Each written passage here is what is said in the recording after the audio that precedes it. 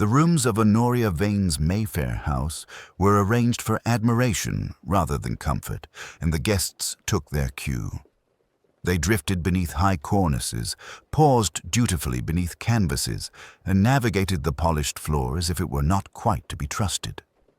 In the third-floor gallery, a pair of French doors led to a narrow iron balcony that overlooked the square, a pale ellipse of lamps and damp leaves. The doors were locked. Mr. Swithin, the butler, had said so twice, murmuring it as one murmurs a grace, and the key hung from a black velvet ribbon beside the mantel clock. At midnight, Lady Honoria proposed they would open the balcony and raise a glass to the night. It was her custom, like the annual resurfacing of the parquet or the discreet rehanging of family portraits when fortunes altered. The exhibition was called Night Pieces, and the painter, Julian Ash, looked like a man who had been handled too much by light. He was pale and very correct in his dinner jacket, and his smile had the habit of arriving late. Near him stood Cressida Vale, a debutante whose mother had calculated her into society with the precision of hats and invitations, and she watched Ash with the attentive composure of someone in a new language lesson. Dame Isolde Rowantree, theatre's indefatigable queen, provided the evening's warmth like a carefully managed fire. "My dear Honoria," she said, ticking a finger at a large canvas of a balcony under a midnight sky, "you have mounted Julian beautifully. One cannot tell where his melancholy ends and your silk begins." Lady Honoria's mouth made the minimal concession to pleasure. "The piece repays it. Midnight Balcony. Such a sensible title." Sir Lionel Quain, who funded painters as other men kept horses, affected a more practical gaze. "Balcony's got honesty," he told Ash, tapping the catalogue with a nail that had the gloss of self-regard. "Light's not flattering. Ironwork's not sentimental. One wants that." "Thank you," Ash said. "It was painted after a storm." "A good thing," murmured Dame Isolde. "Nothing makes iron behave like rain." General Rathbone, square and carefully polite, lingered near the window. He had a gallant's attention for Cressida that stopped just short of indiscretion. "Miss Vale," he said, "do you care for balconies? I mistrust them. People say indiscreet things to the air." "Perhaps the air is forgiving," Cressida said, and then looked quickly at Ash, as if to apologize for having been heard. From the anteroom came a whisper of lilacs. It was Lady Honoria's choice for spring. And below it, the faint, clean scent of turpentine that no arrangement of vases could quite dispel. Mr. Swithin moved with the ceremony of a man for whom silence was a profession. He presented champagne on a silver salver, noticed the film of Ash on a marble bowl that had never previously been used for cigarettes, and at a glance adjusted a curtain's tassel so that its frayed thread did not show. "Reviews will be fierce," Dame Isolde confided to the art critic, Dr. Penhaligon, who wore his scholarship like a good overcoat. "They adore a clever cruelty. There's a brushstroke in the last lamplighter that will make them cluck for weeks." "Clever cruelty is our national art," Penhaligon said. "This balcony—" He paused, head on one side. "Julian, you've left the lower rail slightly out of true. Intentional." Ash's late smile almost caught up. The house was subsiding. "Or the watcher was," said Dame Isolde. Sir Lionel's eye drifted to Ash's cuff, where a fleck of dark paint had been allowed to remain. "You've been at it even this afternoon." "I mixed a glaze," Ash answered, and then, more quickly than the conversation required, "only for the small piece." Lady Honoria made her little tapping sound on a glass. It was not truly a chime. It was a suggestion that a chime might be produced by suitable attention. "My dears, we shall take the air at midnight. Mr. Swithin will open the doors. We shall be very quiet about it. The square is receptive to confidences at that hour." Cressida's mother, a handsome woman with a concerned mouth, appeared to count the seconds to midnight and found too many. "Honoria, must the balcony be opened? The damp—" "The damp is part of the picture," Lady Honoria said. "Julian painted it." "Indeed," said Penhaligon, who had been watching Swithin's hand hover near the mantel clock. "We are all in the picture tonight." "I'll fetch a wrap for Miss Vale," General Rathbone offered, with an old soldier's courtliness. "Not yet," said Dame Isolde, her smile willing, her eyes considering. She may not need it. Midnight, like a cue heard behind a curtain, seemed to be waiting just out of sight. The Ormolu clock breathed its patient seconds.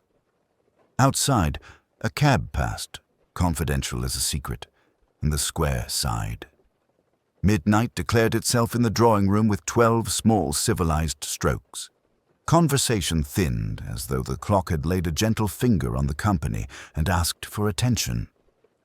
Lady Honoria, composed as ever, stepped to the mantel where the ornate key hung from its velvet ribbon. The ribbon had been tied with a neat bow.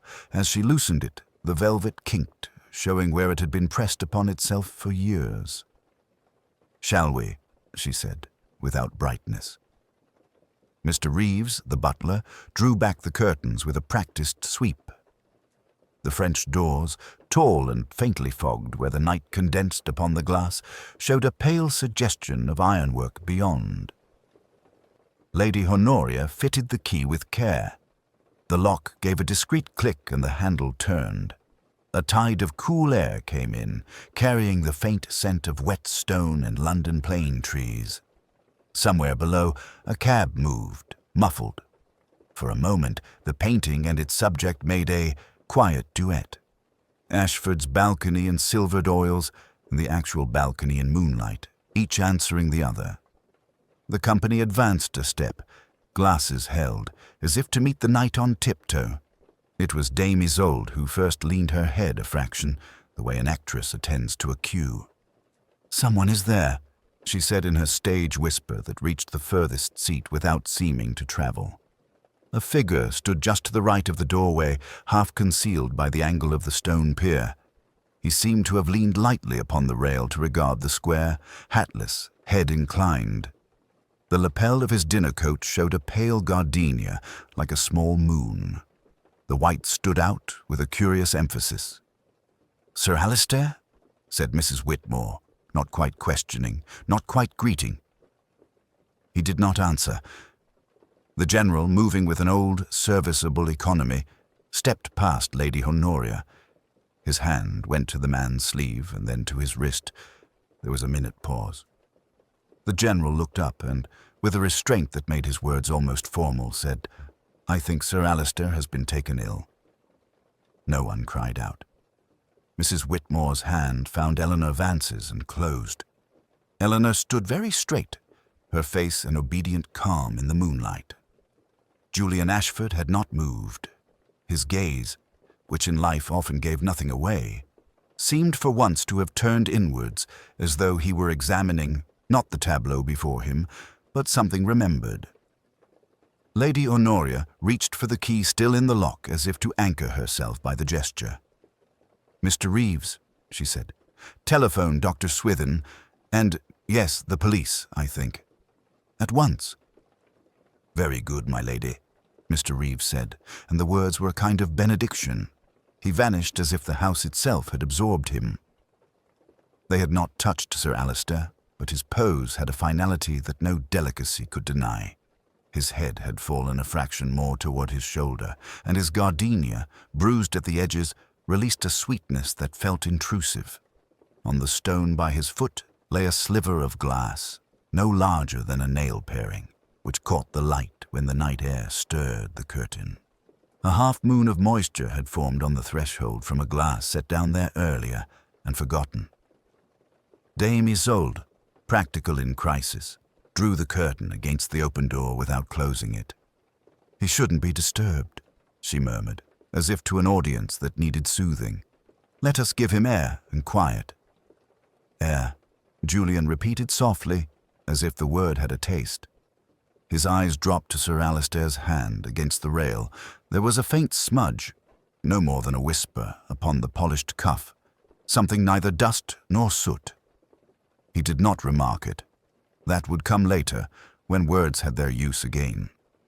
The Ormolu clock, having discharged its duty, resumed its unobtrusive ticking. In the room, the silver on the sideboard looked suddenly anxious. Someone set down a champagne glass with careful fingers. The ring it made upon the satinwood was perfect, as though insistent on its right to remain. Lady Honoria stood by the open door and did not look at the painting. "We shall sit," she said. "We shall wait." It was said in the tone one uses to children on a wet afternoon, but her eyes rested for a moment upon Eleanor with a kind of absent tenderness that did not belong to the moment at all. When Mr. Reeves returned to say that Dr. Swithin was on his way and that Scotland Yard had been informed, the room received the news as it had received the night air, quietly, with an old habit of manners. No one suggested that Sir Alister might yet speak. The balcony, obedient to the moon, kept its counsel. The painting did the same. And the house, which had seen so many manageable midnights, understood that something had altered. Inspector Roderick Alleyn arrived with the discretion of a man accustomed to being expected before he was desired. The butler, a spare, unruffled figure introduced as Merrick, ushered him through the quiet corridors where carpets absorbed both sound and offense. Alleyn's companion, a large, reflective man who moved with deliberate gentleness, was introduced to no one. He took in the room with bovine serenity. This was Inspector Fox, though the name was not yet spoken aloud. Lady Honoria met them in the drawing-room doorway. She had regained the economy of expression that once served her as armor. "Inspector," she said, not quite welcoming, not quite cold. "You will find Dr. Swithin in the garden." "Thank you," Alleyn returned, his tone grave yet almost conversational. His grey eyes rested briefly on the picture, then on the French doors, and the velvet-ribboned key now reposed once more upon the mantel. He said nothing about them. He never did at first. They went down by way of the service stair, at Merrick's suggestion, and out into the square of cultivated night. The garden had acquired that particular silence which follows upon the acknowledgment of death. Dr. Swithin, a precise little man with red hands and an air of disapproving competence, straightened from his stoop. "Heart?" offered the doctor, almost offensively. "Or something like it. No obvious injury. He has been dead, well, very little time, but you will want your own people." "I shall," said Alleyn, kneeling without haste. He did not touch the body at once. He considered it as an arrangement. Serene profile, hands composed, the camellia lying like a punctuation mark. The flower was flawless. The clean-cut end showed wet white pith. Gravel had not imprinted itself upon the patent leather shoes. He let his gaze widen. The gravel path showed a scant displacement, too tidy for haste, too deliberate for accident. "Which way from the house, sir?" Dr. Swithin asked, affronted by silence. "Gently, doctor," Alleyn said, and rose. "We will look within." In the drawing-room the air was faintly scented with candle wax and the ghost of cigars. People organized themselves without being told how. Dame Isolde, contained and practical, had drawn a knot of anxious ladies near the far window. Sir Alister stood solitary, remote as a critic considering his own review. Julian Ashford had placed himself opposite his picture, hands behind his back as if to prevent them troubling him. Miss Vance was very pale. The pallor did not detract from her beauty. General Fitzwilliam looked older. Alleyn's glance moved from face to face with the idle courtesy of a man noticing nothing in particular and everything in general. He observed the house routine in small things, glasses gathered and removed, Merrick's unobtrusive hand steadying a draughty curtain, the way the key's ribbon lay, untwisted, with a faint crease at an unfamiliar place. "You have been kind enough to wait," he said. "I should be grateful if you would continue to do so a little longer. Superintendent Fox will see that you are comfortable." He stepped to the painting and stood before it without affectation. The balcony's brushwork held a curious crispness, like frost on iron. It had, he thought, the stillness of rehearsed action. "Mr. Ashford," he said at last, and the room's attention tightened, though he had scarcely raised his voice. "You have caught a likeness. One might almost believe one could step through." He did not ask yet. He let the silence take its shape around them and listened to the way people breathed. Alleyn began with Lady Honoria, not from deference, but because her self-command set the tone of the house. He placed himself at a respectful angle to the fire. The painting hung at his back like a listening presence. "My nephew was a steady young man," she said. "He had no enemies that I know of. He disliked ostentation. And yet he consented to tonight's ceremony." "Charles humoured me," she answered, with a flicker that might have been pain. "We all do what is expected. The key, Lady Honoria. Is it ever removed before midnight?" "No, it hangs where you see it. The staff know the custom." Her gaze did not quite meet his. "If someone wished the balcony earlier, they would apply to me."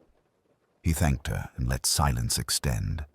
"In it," she added very calmly, "I did not grant it." Sir Alistair Finch received him with the brittle courtesy of a man who deplores inconvenience. "I last saw the young fellow at 10, or a fraction later," he said. "Near the library, unexceptional in every way. If you want scandal, Inspector, you must try elsewhere." "Did he speak of the picture?" He avoided it, I thought. But then, candour is seldom a Pemberton vice. He produced a small, wintry smile. One admires Lady Honoria's tradition. One need not adore it. Julian Ashford stood by his canvas as a priest by an altar. "I painted a mood, not a map," he said. "You will not find your topography in my shadows. Yet you know the balcony's habits. Anyone who dines here knows them." His eyes moved, not quite reluctantly, toward Miss Vance. Charles was courteous to a fault. I cannot imagine melodrama touching him. Miss Eleanor Vance received Alleyn with trustful gravity. "Mr. Pemberton complained of the heat," she murmured. "I suggested the conservatory. It is cooler there. That was before the music after dinner." "At what hour?" "I am not precise. 9:45, perhaps 9:40. I lose time when people talk at me." A gloved hand adjusted a clasp that was already straight. "Is it dreadful that the garden looked beautiful even then?" Mrs. Whitmore, who never wasted a crisis, offered information as philanthropy. "Money fatigues this family, Inspector. It always has. Young men are apt to resent the arithmetic of ancestry." She lowered her lashes. He liked Miss Vance exceedingly, but liking is not the same as arrangement. Dame Isolde imparted practicality. "Your man has been placed, yes. The hand, the flower. Someone thought in images. One of your onlookers has rehearsal in the bones." General Fitzwilliam produced observations like field notes. "The rail outside bears a clean patch, new against old weather. A handkerchief might do it, or gloves. I should dislike to fall the way he lies. It is too neat." By the time Alleyn returned to the hearth, the room had closed ranks. Politeness had deepened into strategy. The key hung motionless. The ribbon's faint crease seemed to have remembered a different knot. He asked for the names of the servants and their duties at the hour before 10. Lady Honoria rang. The butler, Crane, materialized with the soundless authority of his kind. Mrs. Hartwell hovered at the threshold, watchful as a chapel pew. Alleyn thanked the company and excused them for the present. "We will proceed quietly," he said. His eyes rested a fraction on the key, then shifted to the door that led below stairs. Rituals in such houses are kept most faithfully where no one is meant to look. The drawing-room's proprieties returned to their brittle poise as Alleyn asked, with courteous apology, to be shown the back regions. It was a request made softly, as though not to disturb the gilt and silk of the front of the house. Mrs. Hartwell led him by a narrow passage that smelled of beeswax and hot water to the servants' hall, where a kettle sighed upon the hob and a single shaded lamp made a small oasis of domestic light. Mr. Selby, the butler, stood by the dresser with that unassailable correctness which belongs to men who have managed great houses longer than most guests have managed their reputations. His face was grave, his voice colourless. "Inspector, madam," he acknowledged, inclining his head to Mrs. Hartwell and then to Alleyn, as if bestowing precedence. "You will forgive me," Alleyn said gently, "for intruding upon the sanctuary. One learns more from good order than from any number of statements." "Yes, sir," said Mr. Selby, and the single syllable enclosed a world of refusal. Alleyn's glance moved without haste. On a side table a tray waited for collection, a coffee pot, moderate with use, 6 cups and saucers, though he thought 7 had been carried in before midnight. The bell indicator, framed in polished wood, listed the principal rooms in neatly enameled tags. One, marked Gallery, held his eye for a fraction. A faint smudge of dust lay disturbed beneath its brass peg, as though it had trembled and been steadied. "You keep the balcony doors always locked," Alleyn observed, as if merely confirming a custom. "By her ladyship's wish," Mr. Selby replied. "The key is displayed out of compliment to Mr. Ashford's picture. Mrs. Hartwell sees to its dusting. I do not, as a rule, remove it." Mrs. Hartwell folded her capable hands. "It were on the ribbon this evening, sir, when I set the mantelpiece at 6:30. "And later?" Alleyn's tone made the question optional. A faint, almost imperceptible pause. "I did not attend to the drawing-room again till the first guests were announced." Mr. Selby's lids lowered a fraction, a signal of loyalty rather than collusion. "If there were any handling of the key, sir, it was not by me." Alleyn accepted this with a small inclination. "The garden camellias," he said, "are out of season." "They are, sir," Mrs. Hartwell returned. "We have a conservatory. The arrangement in the blue Sèvres bowl came from there. I refreshed it at 5 o'clock. There were 8 blooms then." Mr. Selby's mask did not alter, but something at the corner of his mouth acknowledged the precision of this memory. Alleyn let silence do the work. A young parlour-maid, arms tight against her apron, hovered at the door. "Beg pardon, ma'am, Mr. Selby, only, if it's anything—" Mrs. Hartwell's glance was not unkind. "Speak up, Rose." "It's only, sir," Rose whispered to Alleyn. "I took in more sugar for the coffee at 9:45. Her ladyship was in the little library, and Mr. Pemberton passed me on the landing, quiet as you please. He looked, if you'll forgive me, sir, as if he'd forgot something." "And later?" "I was sent to the powder room by the second window. Someone came along the passage by the gallery door. Light steps, sir. I didn't see who. Only, there was a draught. The curtain moved." "In which direction?" Alleyn asked, as if inquiring after the weather. "From the gallery, sir, like a door had been opened and shut quick."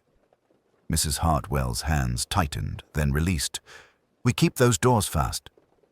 "Of course," Alleyn said. "Ritual is the bones of a house." He moved to the dresser, where a polishing cloth lay neatly folded. Against it, a small thing, a petal bruised to brown at the edge, white as a sigh at the heart. He did not touch it. On the shelf below, a silver key brush gleamed, freshly used. A faint crescent of black showed on its nap, beeswax mingled with something finer, as from velvet. "Thank you," Alleyn said. "You have been most helpful." Mr. Selby inclined again, a bow that consented to nothing and admitted everything. As Alleyn turned back into the narrow passage, the bell indicator gave a tiny, meaningless tremor. He glanced at it once, almost idly, and filed the quiver beside the petal, the draught, the loyalty that spoke in pauses. In houses such as these, truth travelled by small domestic routes and kept to the service stairs. When the first flurry had settled into that watchful stillness which great houses adopt in misfortune, Alleyn asked mildly if he might be left in the drawing-room. The request, offered with an almost apologetic grace, was granted at once. The guests drifted to the morning-room under Dame Isolde's calm shepherding. A constable stood discreetly at the far door. The fire had been coaxed into a decorous glow. It threw a tempered light upon the midnight balcony, upon the sealed French doors, and upon the mantel where the key hung from its velvet ribbon like an ornament in mourning. He approached the key without touching it. The ribbon's bow was neat, but something in its correctness suggested haste masquerading as order. He bent closer.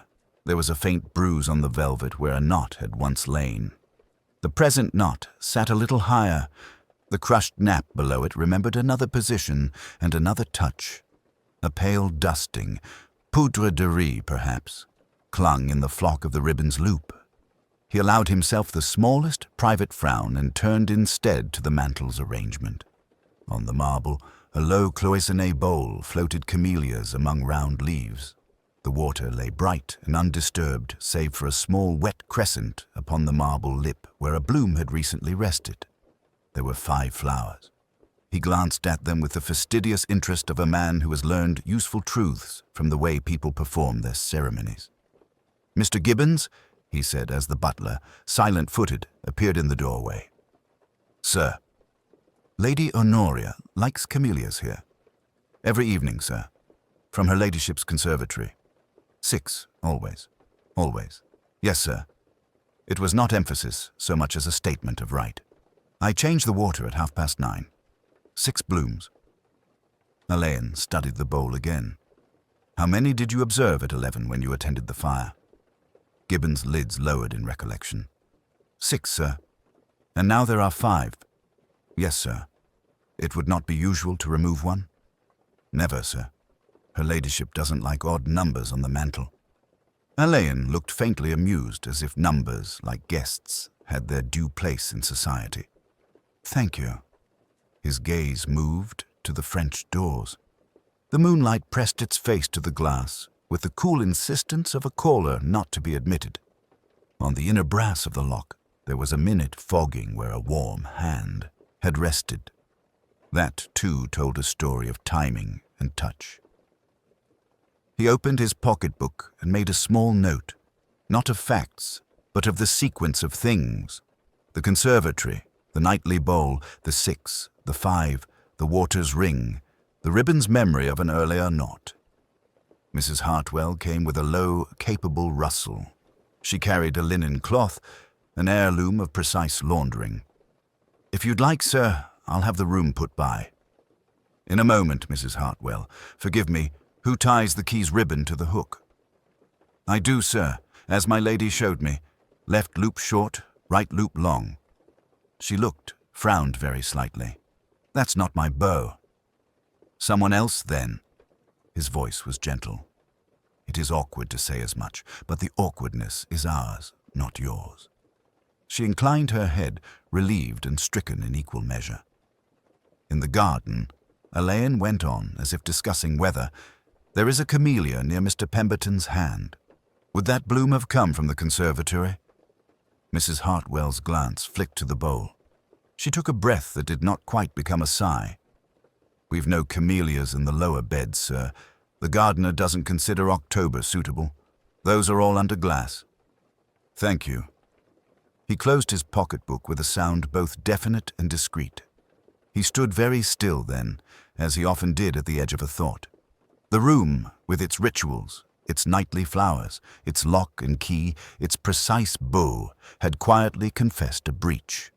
Someone had used the language of custom to say something false, a new knot in an old place, a missing blossom in a ceremony of 6, a bloom exported to the gravel, as if to make a picture perfect. From the corridor came a light shuffle, a whisper hurriedly shushed. Gibbons reappeared, unruffled but grave. "Inspector, Miss Vance has been taken faint, sir. Her maid asks for Dr. Swithin, if you please." The house had settled into that measured quiet, peculiar to great rooms after catastrophe. Lamps turned low, silver trays moving with ecclesiastical restraint, the faint tick of the mantel clock asserting a rhythm to which no one felt inclined to march. Alleyn remained in the drawing-room a few minutes longer, considering the altered bow, the emptied space among the camellias, and the way the brass on the French doors held the ghost of a hand. Dame Isolde, with a tact that verged on statecraft, proposed tea. It arrived like a sacrament. Delicate cups, lemon slices arranged with mathematical exactitude, a plate of biscuits that no one touched. Sir Alistair stood apart, flicking at invisible dust with a handkerchief. General Fitzwilliam warmed his hands at the fire as if cold could be reasoned with. Julian Ashford paced once, discovered the gesture ill-advised, and resumed stillness. Miss Eleanor Vance sat near the far window, her profile carved in the lamplight, the severe line of her jaw at odds with the tender blue of her gown. When Gibbons, moving with sacerdotal grace, extended the salver, she reached for a cup and, in doing so, dislodged a thin envelope from her reticule. It fell with a whispering sound to the carpet, face down. She made a small movement to retrieve it, too quick for the atmosphere, and then stopped, as if remembering the presence of an audience. "If I may," Alleyn said, and something in his tone, neither command nor request, eased the moment into formality. He bent, turned the envelope, and read her name in a typeface that carried an odd, familiar defect. The letter R sat a trifle higher than its fellows, giving each occurrence a faint, absurd hop. "Is this yours, Miss Vance?" "It is. Yes." The words emerged with an effort. "It was pushed under my door earlier. I had not meant—" She stopped, the half-finished sentence hanging like a fragile ornament between them. "You may read it, Inspector. It is not private in any romantic sense." He drew the single sheet. It was typed, the same hopping R recurring like a nervous tick. The message was brief. "Come to the French doors at 11:30. The key will be available. You will witness an end to his pretense." No signature. No address. The paper smelled faintly of something green and damp. Conservatory air, Alleyn thought, or the memory of it. "You received this at what time?" "A little after 10, I believe. I did not go. I have never—" She colored and forced composure back into place. "It struck me as theatrical. I dislike theatricals outside the theatre." "Quite," Dame Isolde murmured, with a glance that constructed a shelter of irony about the girl. "Someone with a taste for scene-setting." Gibbons, who had been arranging cups in a pattern that would have gratified Euclid, cleared his throat with discreet significance. "Begging your pardon, sir. I found this in the morning-room grate when I stirred the fire. I thought it might be—" He offered a porcelain saucer on which lay 2 scorched fragments of paper. The larger bore the tail of a word. "Laconie." The smaller— "Oh." "Thank you," Alleyn said. He did not touch them. The fragments were feather-light with the insolence of things that have destroyed their context. "Her ladyship keeps a typewriter in her morning-room," Mrs. Whitmore observed, idly, as if remarking on the weather. "For correspondence, the R has always been a little independent. I told her it gave her letters character. Lady Honoria's profile remained impeccable. It has done so for 20 years. The machine is available to anyone who can find the ribbon." "Indeed," Alleyn murmured. "And the conservatory?" Mrs. Hartwell had appeared silently, hands folded, verdict deferred. "The gardener sent word, Inspector. The side door was unlatched. Only a breath, but not as we left it. The camellia house shows signs of disturbance. A petal trail, very slight." Ashford looked up, quick as a wire. "Anyone might have—" "Quite," Alleyn agreed, with the soothing gravity he reserved for horses and artists. He returned the note to Eleanor, who took it as one receives an unwanted gift. The room, which had been holding its breath, exhaled with elaborate care. The second stir, then, a note typed on a familiar machine, an invitation to witness an ending, a great concealing words that wished to be forgotten, a door unlatched to flowers that had already lent one bloom to death. Nothing shouted. Yet the balance had shifted almost imperceptibly, as when a chess player slides a minor piece and alters the board. Alleyn let the dust of intuition begin to settle in the quiet air, and asked, very politely, that the company not retire quite yet. Alleyn returned to the garden while the house drowsed in that brittle wakefulness of the small hour. The constables had softened their footfalls out of respect for clipped hedges and old stones. Dew silvered the gravel in a fine glaze that took prints like a careful scribe. He moved along the path to the fountain where Charles Pemberton's body had lain and noted, as he had before, how the gravel showed two distinct narratives: the scatter of a single misstep, then the smoothing touch of a neat shoe that had pressed the disturbance flat. Someone had corrected untidiness with a custodian's sense of propriety. Sergeant Bailey, his breath keeping time with the fountain's quiet plash, emerged from the laurel. "Sir, the back gate's bolt was shot from within. No sign of tampering. We found a faint scuff on the lower rung of the balcony's outer rail. Nothing one could swear to." "Nothing," said Alleyn. "That isn't precisely what it wishes to be." He looked up at the narrow iron stage above, pale and perfect as an engraved plate. The house held its breath around it. Back inside, the drawing room lay composed for the night. The lamplight gentled, the painting at its old post like a sentinel who had seen too much. The bow on the velvet ribbon remained the wrong way round.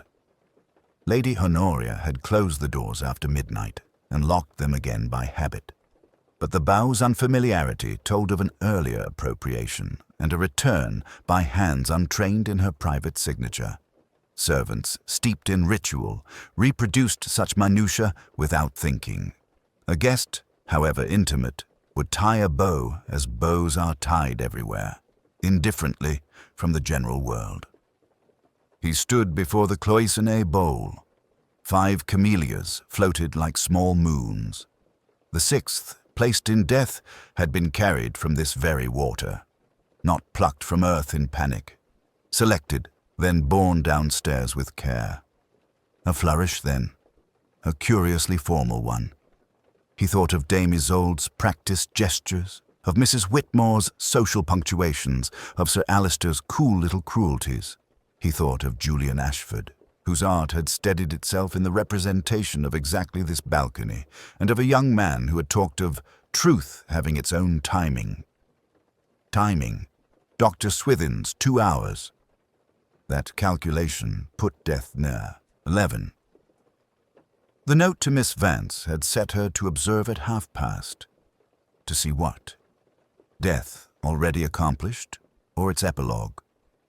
To see, perhaps, a tableau arranged for her comprehension, someone at the railing, a camellia in hand, a silhouette matching the dark romance of Julian's canvas. The key, stolen and returned. The flower, subtracted. The lock, resecured for ceremony. The ritual had been imitated before the ritual began. In the morning room, the empty typewriter sat with its sly little R, its ribbon faintly smudged with green. Conservatory air clung to the note like a thin perfume. Paper had been burned and half regretted. Drafts, rehearsals. Who among them rehearsed? Actors, certainly. Hostesses always. Critics, too, in their way.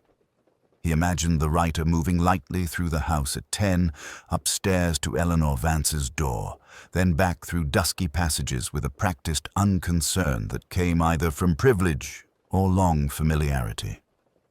Upstairs, the shadow of Charles's missing journal lay thicker than the objects it had once companioned. That impression on the blotter had the stubborn authority of an absence that must be accounted for. A journal could accuse without intending to, simply by being honest in the wrong house. If Charles had set down charges of plagiarism, if he had delineated hearts and motives under their polite masks, that little book would be more dangerous than any weapon, and quieter. Alleyn let the pieces settle in his mind without forcing them to fit. A young man intent on a gesture, a painter sweating beneath elegant talk, a critic with a taste for bloodless dissections, a debutante pursued into distaste, a general who still smelled battle in the air, 2 women whose dominions were, respectively, society and the theatre, a household of servants fluent in ritual.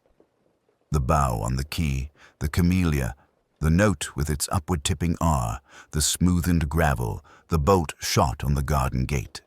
Each polite as a calling card, each insistent as a knock. He closed the morning room door softly and stood in the corridor where the house's history had polished the floor to the color of old honey. Somewhere, a clock counted out a truthful, indifferent measure. He would not speak his arrangement of these signs yet. Truth in such rooms arrived most gracefully when invited, when given the illusion of choosing its own entrance. He would arrange chairs later, metaphorically and perhaps literally, and see who sat where by instinct. For now, he returned to the drawing room and looked once more at the painted balcony. In the canvas's shadows lay a figure that was not there, and on the real iron, a scuff that might have been. Between those two absences, something essential balanced, waiting for the lightest touch. By tacit agreement rather than instruction, the company returned to the drawing room.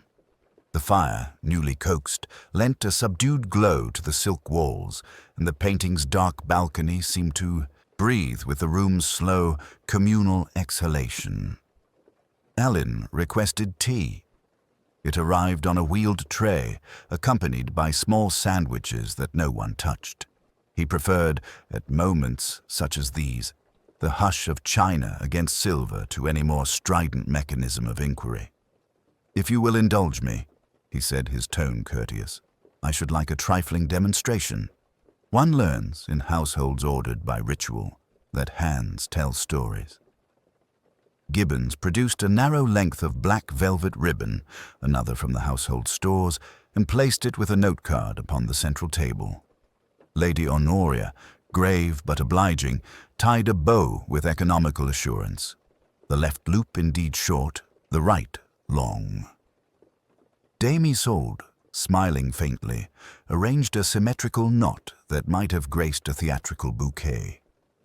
Sir Alister declined with a dryness that verged on petulance. "I am not, Inspector, a haberdasher," while Mrs. Whitmore obliged, her bow firm, practical, and rather tight. Julian Ashford's effort, when invited, was fastidious to the point of artifice. A neat, even flourish, then a slight adjustment to make the tails fall at harmonious angles. "Thank you," Alleyn murmured, as if he had been shown little party tricks. He let the ribbons rest where they lay and requested the morning room's typewriter. When Gibbons returned with the old machine, its carriage wrapped as respectfully as a choir boy's surplice, Alleyn set a sheet, then stepped aside. "Would one of you type, please? The balcony will show the truth. It is unpoetic, I'm afraid, but serviceable." Mrs. Whitmore moved at once, locating carbon and paper with the familiarity of a woman accustomed to committees and circulars. She set the margins with brisk efficiency and produced the sentence in 3 neat lines, the defective R's pricking up like startled birds. Dame Isolde, with a conspirator's glance at Lady Honoria, made a second copy, laughing softly at her own inky fingers. Julian declined. "I never type. The piano ruins one's wrists." And Sir Alister offered an acid aside about journalism.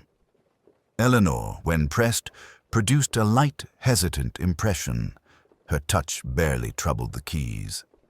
Alleyn gathered the sheets with the indifference of a man observing weather rather than climate. "One grows fond of such peculiarities," Lady Honoria remarked, and Alleyn saw, as she spoke, that her gaze did not quite settle on anyone. It hovered like a moth between 2 candles. The garden's gravel, Alleyn said mildly, was smoothed with a care not typical of panic.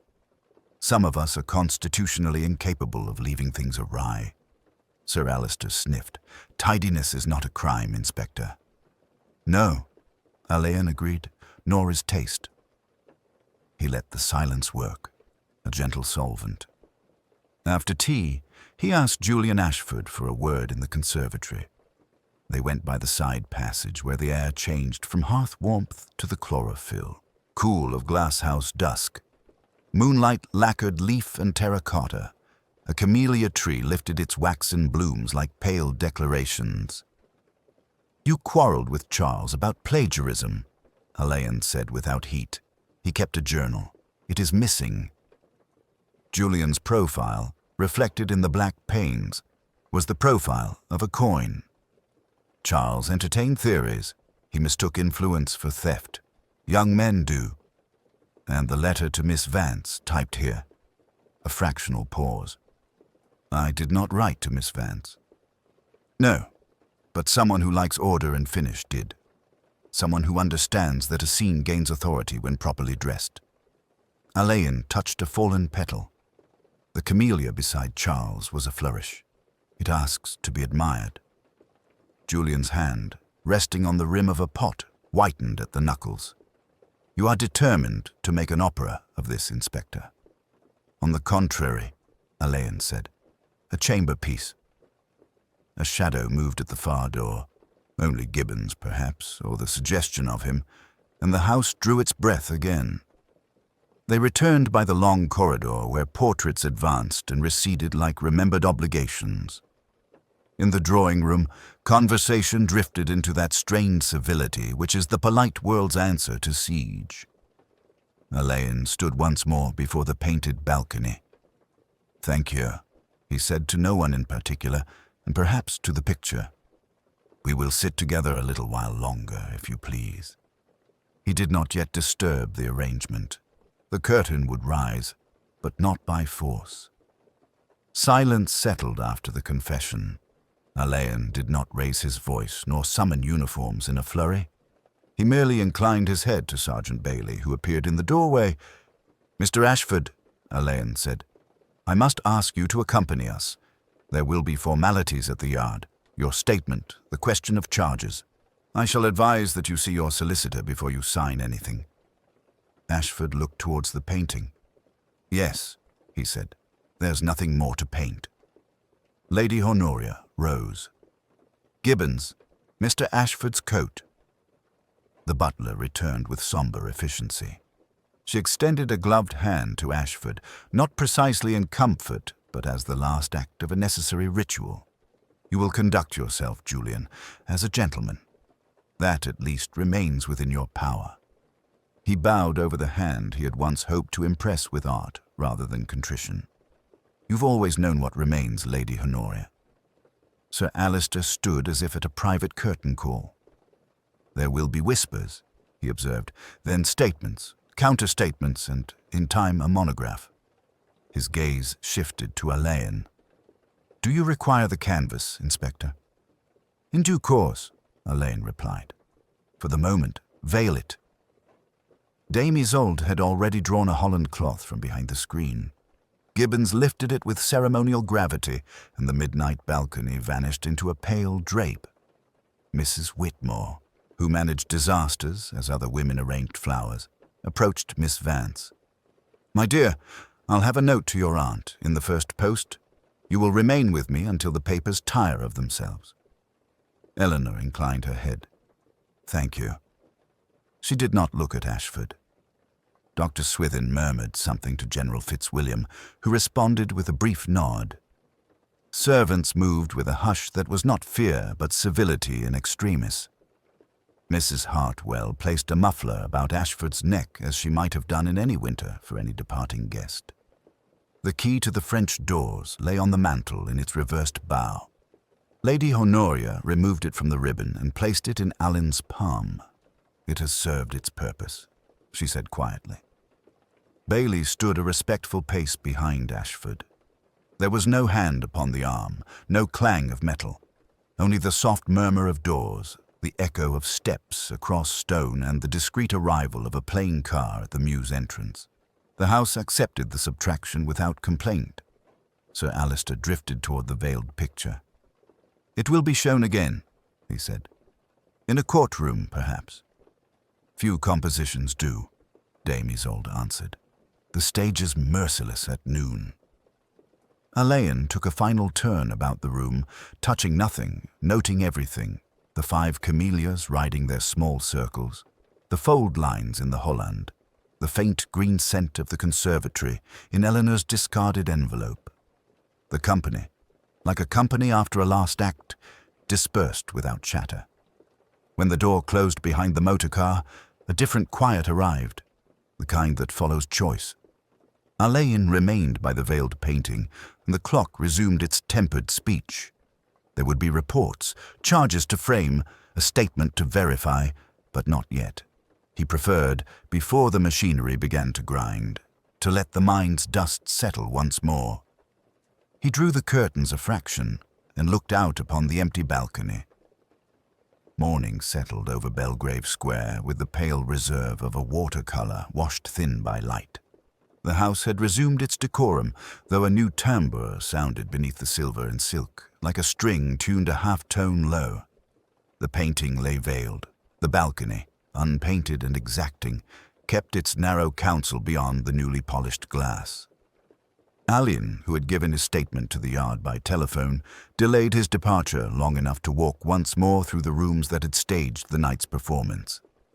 Lady Honoria awaited him in the morning room, where the typewriter, discreetly covered, looked very much like an elderly aunt asleep beneath a shawl. She offered coffee.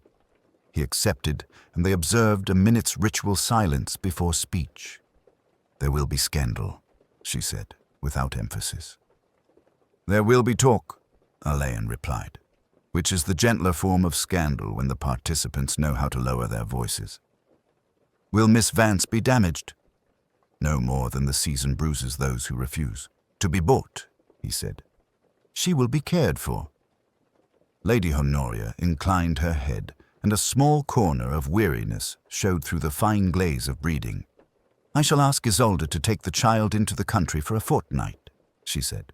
"Dramatics can be useful when applied to convalescence." In the drawing-room, Gibbons replaced the cloisonné bowl with a fresh arrangement, 6 camellias precisely, their reflections tidy as a ledger. He had retied the ribbon to her ladyship's pattern. The bow sat modestly perfect, but the velvet bore a faint memory of other hands. Such things, Alleyn reflected, were the footnotes of crime, and often the truest. He walked with Mrs. Hartwell as far as the stair-turn, where the carpet knew the measure of generations. "You are kind to him," he said.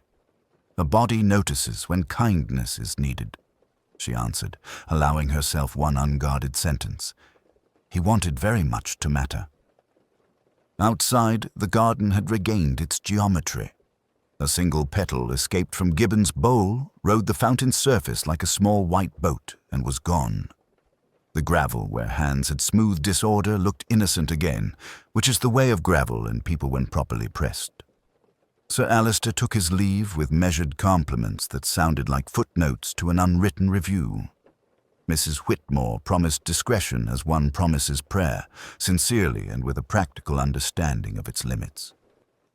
The General, grave and laconic, offered arrangements that would never appear in any ledger, and then vanished by the muse. Alleyn returned to the balcony doors, not to open them, but to regard the reflection of the veiled canvas in the glass. There is a kind of originality, he thought, that consists in admitting where one has stood, another that consists in standing there and pretending it is a new country. Between the two, a young man had slipped and struck his head. Accident had done the work, but pride had arranged the scene and lit it. He thought of the note with its dancing R, of burned fragments, of a little green journal that would never again be opened with solemn satisfaction. He thought of the camellia laid like punctuation at the end of a life, precise and unnecessary. When at last he took his hat from the hall table, the house seemed to incline its head with him, acknowledging the close of an act rather than the end of a play. Outside, the day was clear. Behind him the ribbon lay straight, and somewhere within its nap a crease kept its counsel.